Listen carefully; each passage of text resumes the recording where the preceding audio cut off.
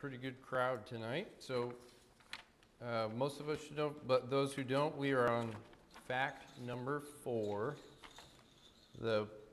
Paul the persecutor was completely changed. And before we start, so we are not going to have class on Sunday. We're not going to have class on Wednesday. So we will pick up in 2 Sundays. Okay? So that's going to be a little weird. But hopefully we don't forget everything in that week. Just remember, we're starting, Don Truex will be here on Sunday, and then he'll also be doing Wednesday as well. I have that right. He's talking during the class, correct? Okay, that's what I thought. All right. So we're talking about Paul and how important he is with all of this and the transformation that happened in Paul. Like we say, Paul the persecutor was completely changed. And we've been looking at who Paul was before. And the 2 ways that we said we're going to look at this is, well, what did he say himself? Because there are documents that Paul wrote that everyone agrees that he wrote. And he says some very important things about his former life and what he was doing and what he was thinking then. And then what we're talking about tonight is that others talked about it as well. And so before we jump into that, can somebody summarize again for us, what did Paul say in his own writings and words? What did he say that he did against the church?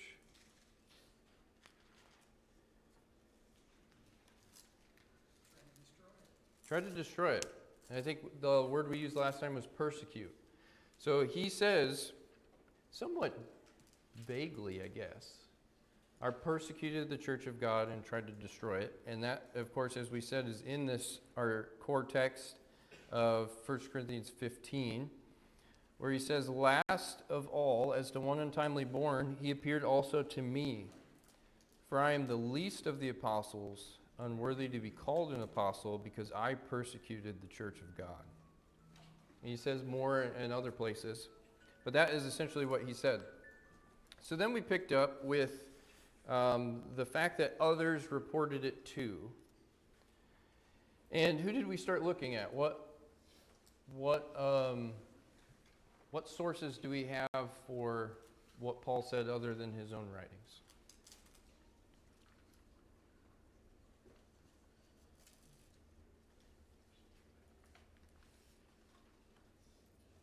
It rhymes with facts.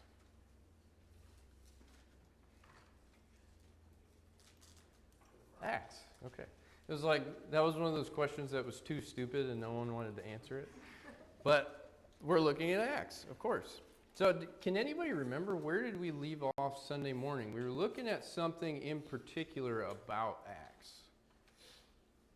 And it was, I believe we were in the reference of Acts 16, verses 11 through 17. What were we looking at when we left off?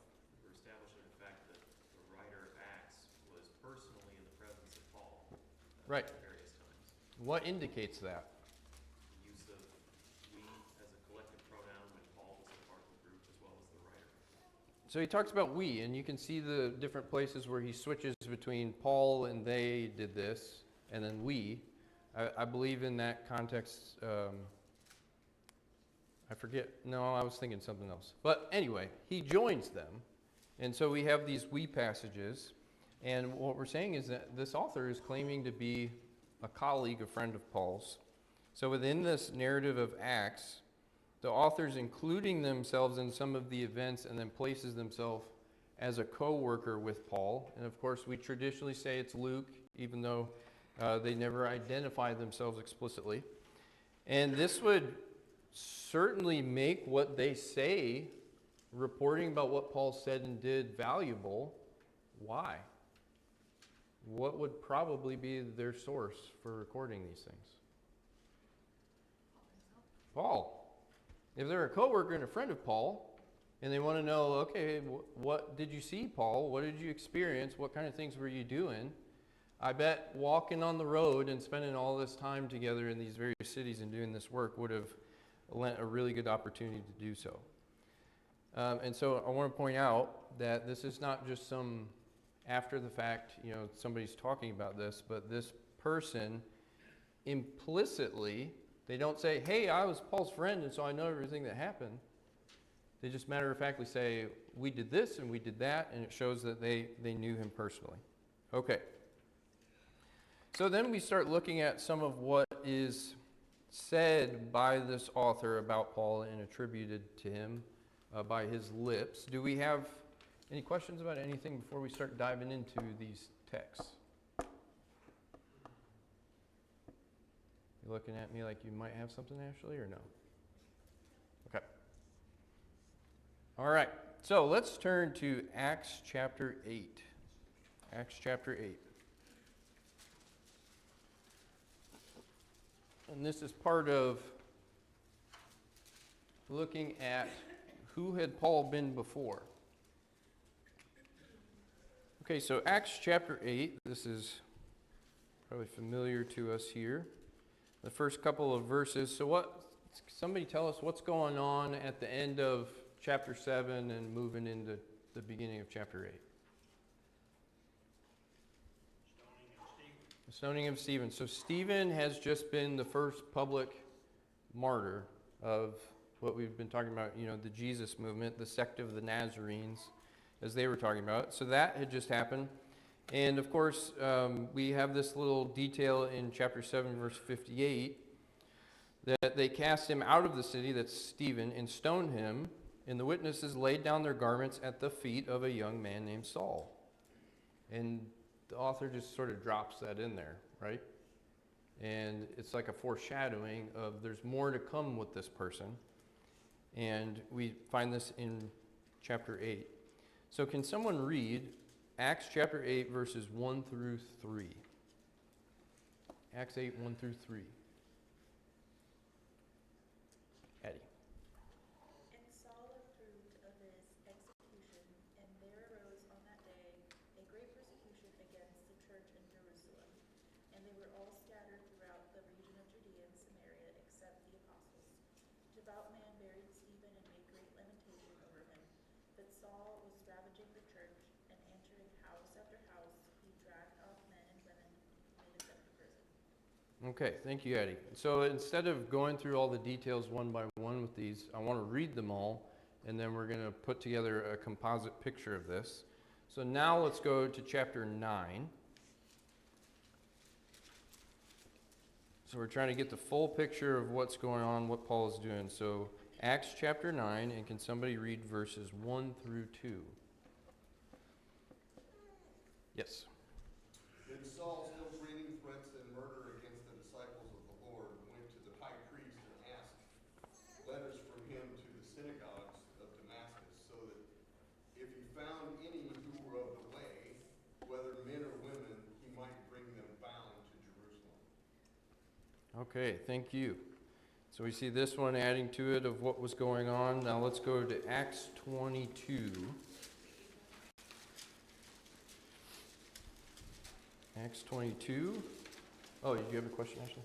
Well, since we're in Acts 9, I just wanted to say that even though this isn't really sort of talking about what Saul did, but in 9:13, when it's talking about Ananias, Ananias was yet another person Yeah. that was like, don't really want to get involved Right, there. absolutely. We've already heard about it. Yeah, we've heard about all the things that he was going to do. Right, that could be another line of testimony that we could go through. So Acts 22, and someone read for us 3 through 5. Acts 22, 3 through 5. Joy. I am a Jew born in Tarsus in Sicilia, that is, but Yes. brought up in this city, educated at the feet of Gamaliel, according to the strict manner of the law of our fathers, being zealous for God, as all of you are this day. I persecuted this way to the death, binding and delivering to prison both men and women, as the high priest and the whole council of elders can bear me witness. From them I received letters to the brothers, and journeyed toward Damascus to take those also who were there and bring them in bonds to Jerusalem to be punished. Okay, thank you. Cilicia. Cilicia, yeah. I mean, we can all see it. We knew what you're talking about. Okay, so I did not have this one on the page, but I do want to talk about it. So let's jump down to verses 19 and 20 of this same chapter. So Acts 22, someone please read 19 and 20. And this is Paul speaking. Acts 22, 19 and 20. Yes. 19 and 20. Yes, ma'am. So I said, Lord, they know that in every synagogue I imprisoned and beat those who believe on you. And when the blood of your martyr Stephen was shed, I also was standing by, consenting to his death and guarding the clothes of those who were killing him. Okay, thank you. And now 26, and we'll do 4 through 11. Acts 26, 4 through 11. Again, we're trying to get the full picture here. That is 28. 26 is before 28, in case you did not know. Okay, can I have a volunteer? Acts 26, 4 through 11. Greg? So that all Jews know my manner of life from my youth up, which from the beginning was spent among my own nation and at Jerusalem. Since they had known about me for a long time previously, if they are willing to testify that I lived as a Pharisee according to the strictest sect of our religion. And now I am standing trial for the hope of the promise made by God to our fathers, the promise to which our 12 tribes hope to attain, as they earnestly serve God night and day. And for this hope, O King, I am being accused by Jews. Why is it considered incredible among you people if God does raise the dead? So then I thought to myself that I had to do many things hostile to the name of Jesus of Nazareth. And this is just what I did in Jerusalem. Not only did I lock up many of the saints in prisons, having received authority from the chief priests, but also, when they were being put to death, I cast my vote against them. And as I punished them often in all the synagogues, I tried to force them to blaspheme. And being furiously enraged at them, I kept pursuing them even to foreign cities. Okay, thank you. So we're going to talk about this generally, and then there are some details that I want to jump through. But when we're looking at this as a picture, right, we're talking about what did Paul say, and now what do these other people say that Paul said. Number one, under others reported it too. So do these records in Acts in any way contradict what Paul said? Or does Paul contradict what Acts is saying? Is there any details or any way that they contradict? I don't think there was any contradiction or anything like that. It was confronted that was true. Right. Yeah, there doesn't seem to be any contradiction. Did anybody find any that they wanted to bring up? Okay, right. There's no contradiction. What is the main difference between what Paul said and what is being said here in Acts?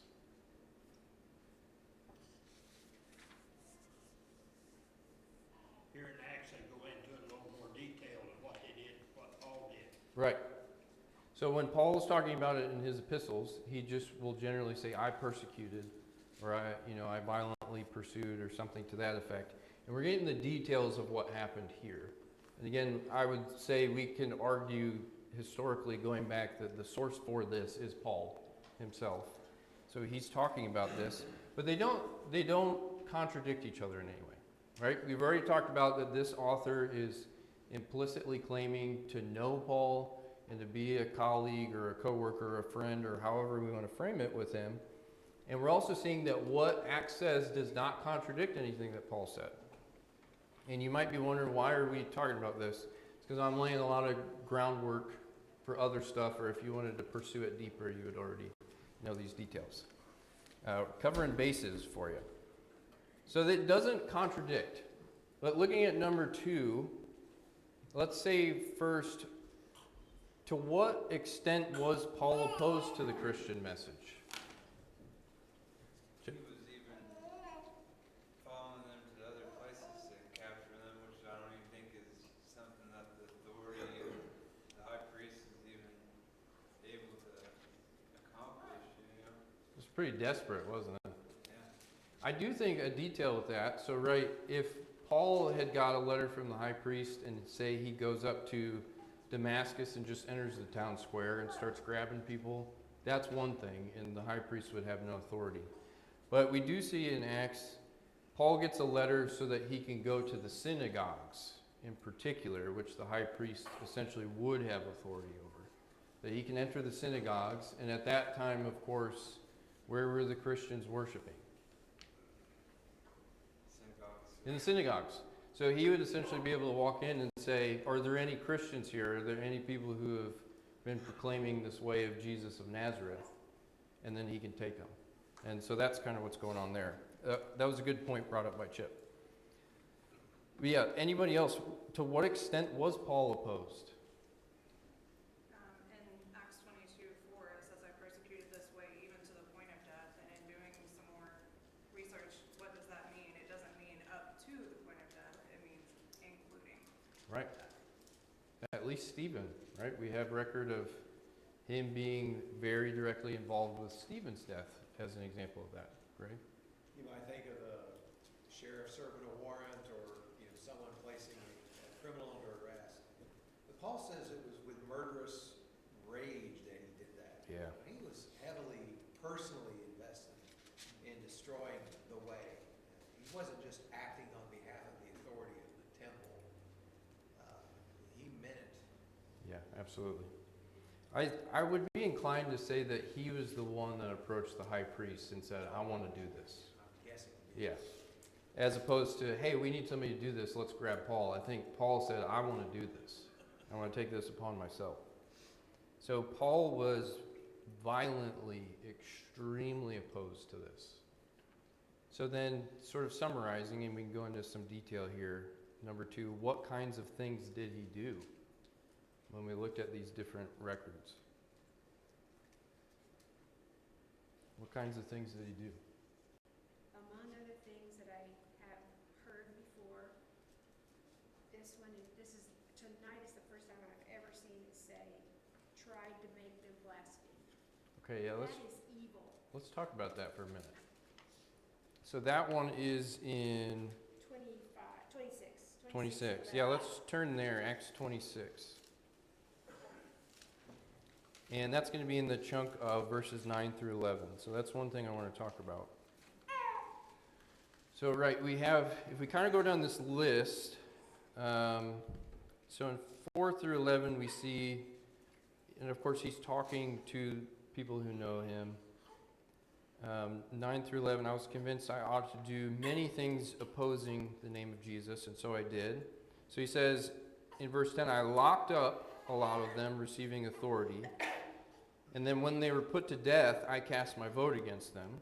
And we saw that with Stephen. And then let's look at verse 11 in some detail. And I punished them often in all the synagogues and tried to make them blaspheme. And in raging fury against them, I persecuted them even to foreign cities. And I think as Joy brought up, we would usually skip over this. We would just read it. Yeah, Paul was mad at the Christians, and now he's a Christian, and all that kind of stuff. But let's think about these details for a minute. So first in verse 11, I punished them often in all of the synagogues. Somebody try to paint a picture for us. What do you think's going on with that phrase? What is that? What is he talking about? What was happening? He didn't stay in one area. He went to where all the synagogues around. Right. He would get to the synagogue, and then what would he do in the synagogue? Grace. Well, we know he went there and arrested some of them and took them to the officials and had them dealt with that way. We also know from 2 Corinthians 11, Paul tells the number of times that he received 40 lashes minus 1 from the Jews. So perhaps what he's referencing here is, I was the one or was responsible for them getting lashes in the synagogue. Can you go a little bit of detail? What is that 40 lashes minus 1 concept? Very briefly. Traditionally, the Jews did 39 instead of 40 just so that they didn't overshoot the mark that the law gave. Right. I'm not even sure it was the law. I'm not so sure it wasn't just the traditions of the elders, but anyway. I have this written down somewhere. Is there a passage in the law? Well, it's one of those two where you think you write it down and it's like, is it just in my brain? So the idea was, and somebody can check me on this later and we can find out if I'm full of it or if I'm onto something. So in the law, there are multiple places, and I believe this is in Deuteronomy, where it lists, these are all of the curses and different things that happen as consequences of breaking the law. And so traditionally, again, trying to pull this out of my head because I can't find where I wrote it down, they would say, okay, there's this many curses listed or consequences, which I think was maybe 40, might have been 39, but they didn't want to transgress farther than what God had said. So each one of those lashes, I believe, represented the curse brought on the person for breaking the law. Again, let's take this with a little bit of grain of salt. Deuteronomy 25. So we can look at that for a minute. We're going to spend a lot of time in Deuteronomy in a little bit. You said 25, verse 3? Okay, there we go. Yes, Deuteronomy 25. This is not necessarily what I was thinking of, but this is exactly what we're talking about. I'll start here in verse 1. If there is a dispute between men and they come into court and the judges decide between them, acquitting the innocent and condemning the guilty, then if the guilty man deserves to be beaten, the judge shall cause him to lie down and be beaten in his presence with a number of stripes in proportion to his offense. 40 stripes may be given him, but not more, lest if one should go on to beat him with more stripes than these, your brother be degraded in your sight. So there's this explicit 40, and what I'm thinking of, I believe, is a traditional explanation, not in the law, but sort of, oh, this is representing all of the things that are going on. And like I said, I might be wrong on that, so maybe don't put that in your notes. But what Brace is bringing up, right? This is the punishment then that they would bring to people in the synagogue. And the synagogue was, how did the synagogue function in like a Jewish community?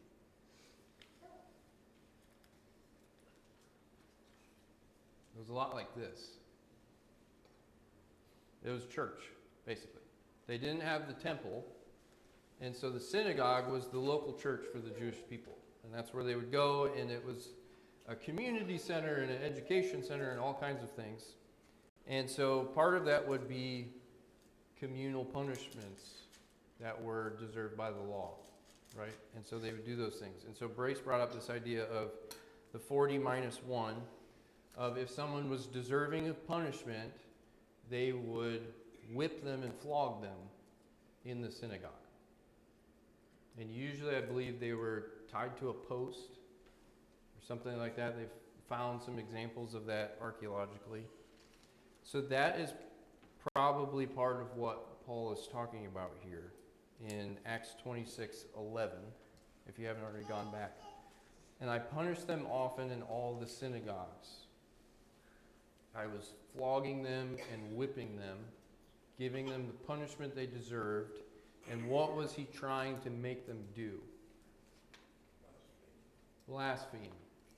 How would Paul be trying to make these people blaspheme? I'm not sure if it's the way that Mom is thinking that he was trying to force them to blaspheme, because, they thought that Jesus was a blasphemer. And so even if they, align themselves with Jesus, he's going to say that they blaspheme. So I'm not sure that it's, I think he was probably too, good of a guy to get them to lie. Like, that's not what he was wanting, but he was wanting them to state what they believed and call that blasphemy, I think. Okay. So I don't know if we're on the same page or not. I'm trying to think. So my understanding of this would be, I think Paul is looking back after the fact and putting kind of a spin on it as to now, he would think now that this is blasphemy. But historically what would happen is he's trying to get them to curse the name of Jesus. Yes. Is that kind of the same page? I would agree with that. I think he was trying to get them to renounce Jesus. Right. Which he now recognizes would be blasphemy. Right. Because it would be speaking against God. So they are claiming Jesus to be Messiah, and further, they're claiming Jesus to be Yahweh incarnate, which is, you don't do that, right? And so he wants them to renounce this false prophet and Messiah figure. And so I believe we actually see this in 1 Corinthians elsewhere, where he says, no one under the Spirit can say, curse Jesus, curse Christ. And the phrase would be anathema Christos or whatever, what they would try to get people to say. And maybe that's part of, his memory of having people say this. But the idea is they are beating the followers of Jesus and trying to get them to publicly curse and denounce him. And that was what Paul was doing. So, Andrew, did you have your hand up first before I go to others? Maybe I just, in the moment, I thought when you mentioned that Paul said about that, no one can say by the Spirit that they curse Christ. I wonder how many people Paul witnessed refused to do so and the impact that had on him. Yeah. And, maybe also, too, people that Paul saw that did recant and did give in. I'd have to think there were maybe some. And so Paul can look back at his firsthand experience with that, being the executor of that, and saying, yeah, I've seen people hold firm, and I realize now how true their faith was, and I saw the people who caved, and I realized that the Spirit wasn't in them. Right. So I am thinking with this 1 Corinthians 12, 3. Therefore, I want you to understand that no one speaking in the Spirit of God ever says Jesus is accursed, and no one can say Jesus is Lord except in the Holy Spirit. Historically, there's just record of they would try to get people to say Jesus is accursed as a way to renounce their faith. And yes, I think he would have seen both. Yeah, people stand resolutely, and then people give it up. And I introduced the idea on Sunday that when Christ encounters Paul on the road to Damascus, he says, I've been poking at you for a while, and you've been resisting. You're kicking against the goats. And I wonder if part of that might not have been Paul witnessing these people willing to die for Jesus. And that would start to get the wheels turning. I can't prove that, obviously, but I think that's suggestive. Somebody, Greg. I was just wondering what you thought of the idea that, to call Jesus accursed would also be, at least one form of that would be to say, Jesus was crucified because he was a criminal. Don't you agree? Yeah. I mean, so there was some implications now that you're getting a little political with what you're doing here, and that would bother some people and wouldn't bother others. But to say Jesus is accursed is not to say I don't believe Jesus is Son of God. It's a little different phrasing. I wonder if what he was trying to encourage them to do was to say that man died for the right reason. He was accursed. Yeah. And are you going to go against the customs we have and the Romans who had a hand in that as well? It may have been sort of a double threat, in other words. There's a lot in that. Yeah, absolutely. And we'll look at a little bit of it, hopefully, tonight. Did you have your hand up, Jim? And then I think we got Jim after that. Go ahead. So the thing that it looks like to me is that not only did he physically torture them, he also attacked them spiritually. And that is Yeah. bad. I mean, we said he thought this is what God wanted him to do. He thought that this was a heresy. Yeah. Not just their bodies, their minds. Absolutely. Jim. Yeah, 1 Timothy 1:13, Paul said, I obtained mercy because I did it ignorantly and unbelief. That shows us how powerful the grace of God is. Right. Paul, knowing what he was doing, would he have received that mercy? Probably not. No. I mean, he thought this is what God wants me to do. He didn't. I mean, in some ways, he didn't know any better, right? But you could parse that out if you want to get specific about semantics. But this is what he thought. God wanted him to arrest these people and to beat them and try to give them to give up this heresy. And I want to look at a couple others here. So if we look at Acts chapter 8, for instance. And I'm just trying to bring out some details maybe that we don't talk about as much when we go through some of these. So some that I want to give attention to here. Acts chapter 8, and let's look specifically at verse 3. So we know Paul was ravaging the church and entering house after house. He dragged off men and women and committed them to prison. What does it mean that Paul was entering house after house? Somebody create the situation for us again. It's like a raid. And Yeah. He's kidnapping people. He's breaking into their houses and he's dragging them off. And he has authority from the priests to do this. To enter into people's houses and to arrest them for this heresy. Right. Making threats and also saying, tell me about your neighbor.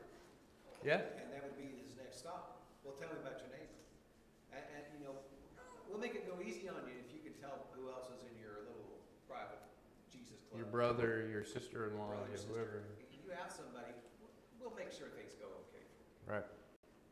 But this is a detail I don't know if we think about. So we just talked about that Paul was, torturing, the word somebody used. Paul was torturing people in the synagogues.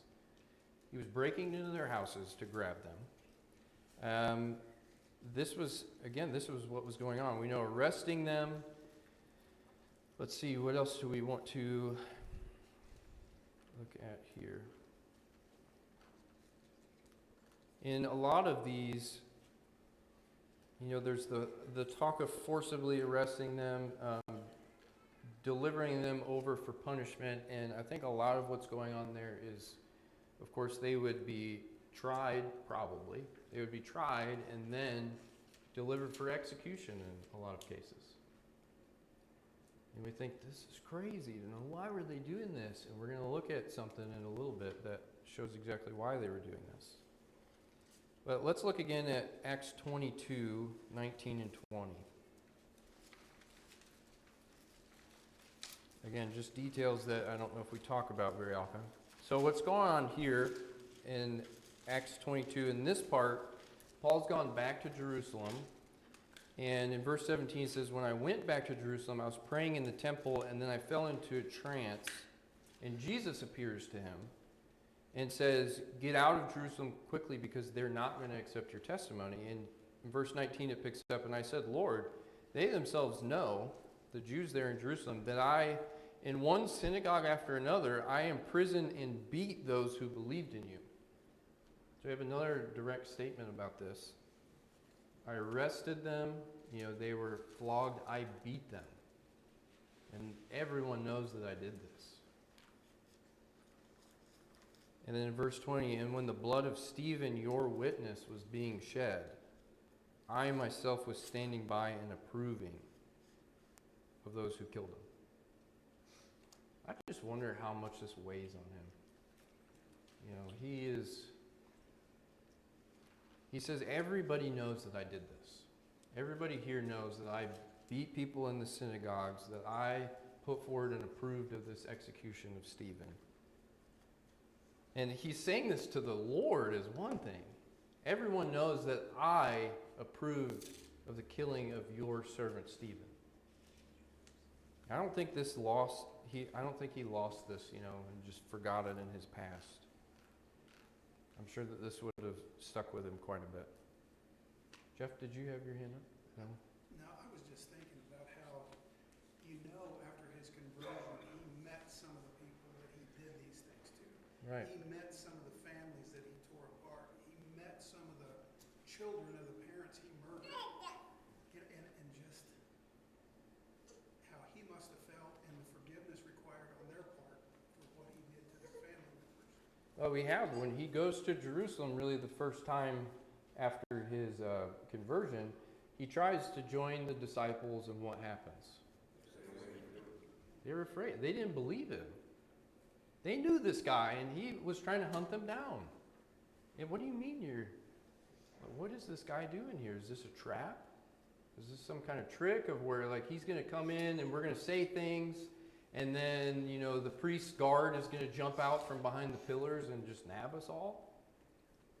They knew who this was. Is this after his 3 years of separation as well? I believe so, yeah. So 3 years later, he still hasn't lived down that reputation. No.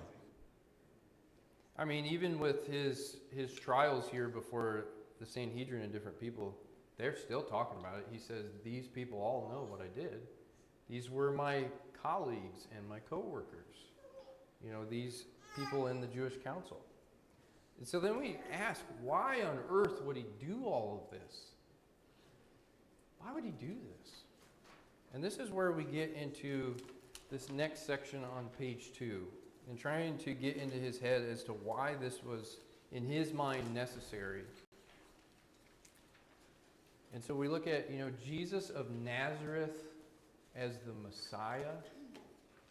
And when we start looking at this, I think maybe we'll understand. So Paul's recorded as saying, I myself was convinced that I ought to do many things in opposing the name of Jesus of Nazareth, that we read in chapter 26, verse 9. So why did he think that? Why was he so convinced that he had to do things opposing Jesus? So a couple of things that I point out here, and then I want to go through some passages. So what did the Sanhedrin say, or what did they try to cook up in the trial of Jesus in Mark chapter 14 that we looked at weeks ago? So he said that there's maybe like 3 charges that they bring up altogether. And do we remember what they were? Blasphemy would be one. Blasphemy would be one. And part of that would be, are you the Christ? He says, I am, and you will see the Son of Man, coming at the right hand of power. And they knew what that meant. So blasphemy. What else? There was a false one pretty early on in that context. Tearing down the temple. Yeah, he claimed that he was going to break down the temple, so he was going to lead some kind of revolution against, the established order. And then what was the last one that seems maybe to sneak in once they start talking to Pilate? He claimed to be a king and make himself an enemy with the emperor. He said he was the king of the Jews, right? And so that was the third thing. So this is what the Sanhedrin is saying. And again, I can't prove this, but I don't see any reason why Paul would not have been there. As again, we talked about his relationship with the rabbis and those of the Sanhedrin. It's possible that he would have been there. And even if he wasn't, he would have heard directly from them. He was sitting at the feet of Gamaliel and all of these people. So they said, he is threatening to destroy the temple. He is blaspheming and making himself equal with God. And he is claiming to be the king of the Jews and opposing Caesar. All that's in Paul's mind when he thinks about Jesus of Nazareth. That is what it means to him. There was this conspiracy that's claiming to be Messiah, blaspheming to be the Son of God. And so they thought, and of course they were fabricating a lot of this, we know from the gospel writers, but they thought, what did this mean? At the end of that trial, the high priest says, well, what do you think about all this? And they say he's deserving of what? He's deserving of death. Now, did they just imagine that, or is there somewhere that they're getting that from? How do they determine that he was worthy of death? Just because they were mad? Paul said over in Galatians 6:7, be not deceived, God is not mocked, for whatsoever a man sows, that shall he reap. Paul killed others, and he got killed himself. They followed him from city to city, trying to put him to death. They thought they got his accomplice. Yeah, they tried to kill him a lot. So why did they decide that Jesus was deserving of death? They found him guilty of the charges that were more guilty. Okay. But why was capital punishment appropriate? Because the old law said that anyone that blasphemed deserved to die. Right, this was in the law. If they could establish that Jesus was guilty of these things, the law said he deserves to be put to death. And so when the high priest is saying, what do you think about all of this? What is your opinion? And they all agree he deserves to die. This was them saying, okay, we are righteously putting a heretic to death. And so I want to look at some of this here. And so this is Deuteronomy 13. We're going to look at 13 and then we're going to look at 22. So can I get a volunteer to read Deuteronomy 13, 1 through 5 here on the screen, or if you want to turn to it, whichever.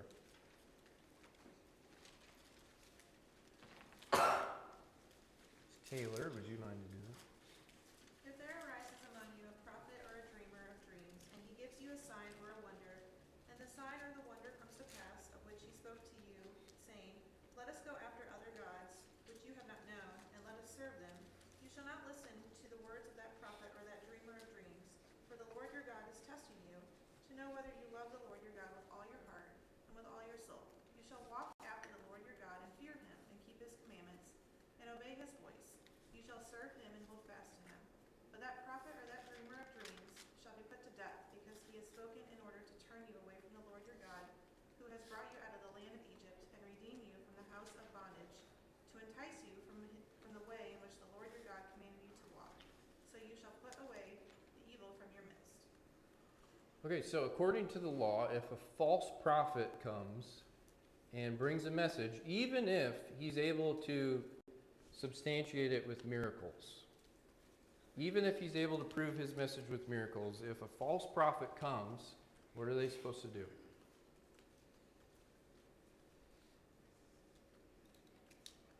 Execute. They're supposed to put him to death. And you can see there's this, they're trying to fit. We got to make sure that we have a case for this, right? But the law says if there's a prophet here who says these things, and of course we know from other situations it's not just let's go after other gods, but it's anybody who is doing something contrary to the will of God, to the law. There are different situations of this, and they're saying this is what Jesus was doing. He's saying, let's go after other gods. In a sense, the other gods is himself, right? He's making himself equal with God. He's claiming to be God's son. This is false. We don't want to believe that about Jesus, and so we're going to put him in this mold. But the law says in verse 5, that prophet or that dreamer shall be put to death, so that we can learn about this rebellion against the Lord. So you shall purge the evil from your midst.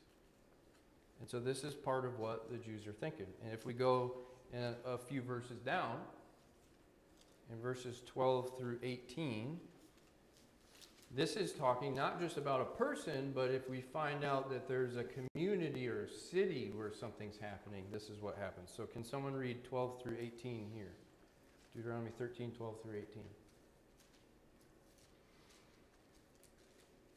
Ashley? Suppose you should hear in one of your cities, which the Lord your God is giving you as a place to live, that some evil people have departed from among you to entice the inhabitants of their cities, saying, let's go and serve other gods, whom you have not known before. You must investigate thoroughly and inquire carefully.